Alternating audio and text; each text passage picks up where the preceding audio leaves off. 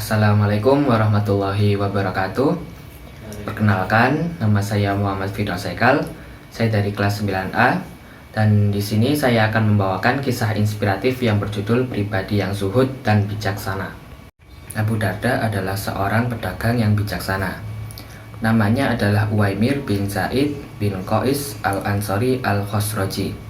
Abu Darda lebih dikenal dari nama aslinya, meskipun namanya cukup tenar di antara para sahabat Nabi. Tapi ternyata beliau termasuk orang terakhir Ansor yang memeluk Islam. Pada masa Khalifah Umar bin Khattab, Abu Darda pernah ditawari jabatan tinggi, akan tetapi beliau menolak. Umar marah, lalu Abu Darda menyetujui hal itu untuk bertugas ke Syam. Akan tetapi, dia datang bukan sebagai pejabat tinggi, melainkan menjadi sebagai pengajar yang mengajarkan Al-Quran, As-Sunnah, serta membimbing umat. Umar pun menyetujuinya. Di masa pemerintahan Khalifah Utsman bin Affan, Abu Darda diangkat menjadi hakim di Syam. Beliau mengawasi mereka yang terlena dengan kehidupan mewah dunia.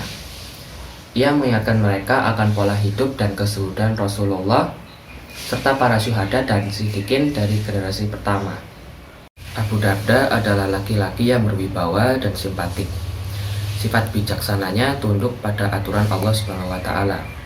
Perasaannya patuh pada ajaran Rasulullah, serta logikanya berpikir lurus dan jernih. Beliau berkata, "Carilah kebaikan sepanjang hidupmu, carilah embusan rahmat Allah, karena embusan rahmatnya akan mengenai hamba yang dikehendakinya. Mohonlah kepada Allah agar ia menutupi kekurangan kalian, serta menghilangkan rasa takut kalian." Beliau berkata, "Ada 3 hal yang membuatku tertawa, dan ada 3 hal yang membuatku menangis. 3 hal yang membuatku tertawa yaitu pertama, orang-orang yang cita-citanya duniawi, padahal kematian selalu mengintainya. Kedua, orang yang lalai dari kematiannya, padahal kematian tidak pernah lalai kepadanya. Dan yang ketiga, orang yang terlalu banyak tertawa. Ia tidak tahu apakah Allah Azza wa Jalla murka atau ridha kepadanya." Adapun 3 hal yang membuatku menangis adalah dahsyatnya kiamat, terputusnya amal, dan kehadapanku di hadapan Allah Azza wa Jalla di akhirat kelak. Apakah akan dimasukkan ke surga atau neraka? Pada suatu hari, rekan-rekannya menjenguknya yang sedang sakit. Mereka mendapatinya berbaring di atas selembar kulit binatang. Mereka berkata, "Jika kamu mau, kami akan ganti dengan alas tidur yang lebih empuk." Dengan isyarat jari telunjuk dan tatapan mata yang jauh ke depan, beliau menjawab, "Kampung kita jauh di sana. Untuk di sana, kita mengumpulkan bekal dan ke sana kita akan kembali. Kita akan berangkat ke sana dan beramal untuk di sana."